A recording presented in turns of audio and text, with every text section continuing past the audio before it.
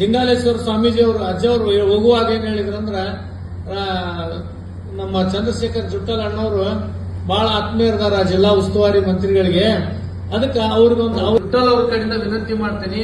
2008ಕ್ಕೆ ಏನು ಬಳ್ಳಾರಿ ಜಿಲ್ಲೆ ನಮ್ಮ ಮೀಸಲಾತಿ ಎಲ್ಲ ಆದ್ಮ್ಯಾಗ ಅವ್ರ ಕ್ಷೇತ್ರವನ್ನು ಬಿಟ್ಟು ಇಲ್ಲಿ ನಮ್ಮ ಧಾರವಾಡ ಜಿಲ್ಲೆ ಕಲಘಟಗಿ ಕ್ಷೇತ್ರಕ್ಕೆ ಸಂತೋಷ್ ನಾಡ್ ಅವರು ಬಂದ ಮ್ಯಾಗ ಕಲಘಟಗಿ ಒಳಗೆ ಒಂದು ಸಕ್ಕರೆ ಕಾರ್ಖಾನೆ ಮಾಡ್ತೇನೆ ಅಂತ ಹೇಳಿ ಅವರು ಸುಮಾರು 95 ಎಕರೆ ಜಮೀನನ್ನ ರೈತರ ಕಡೆ ಅದನ್ನ ಖರೀದಿ ಮಾಡ್ಕೊಂಡಾರ.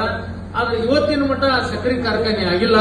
ಅದಕ್ಕೆ ತಾವು ಉಸ್ತುವಾರಿ ಮಂತ್ರಿಗಳಿಗೆ ಆಪ್ತರಿದ್ದೀರಿ, ಅವ್ರಿಗೆ ಹೇಳಿ ಅದನ್ನ ಅತಿ ಶೀಘ್ರದೊಳಗ ಸಕ್ಕರೆ ಕಾರ್ಖಾನೆ ಮಾಡ್ರಿ ಅಂತ ನಮ್ಗೆ ವಿನಂತಿ ಐತಿ.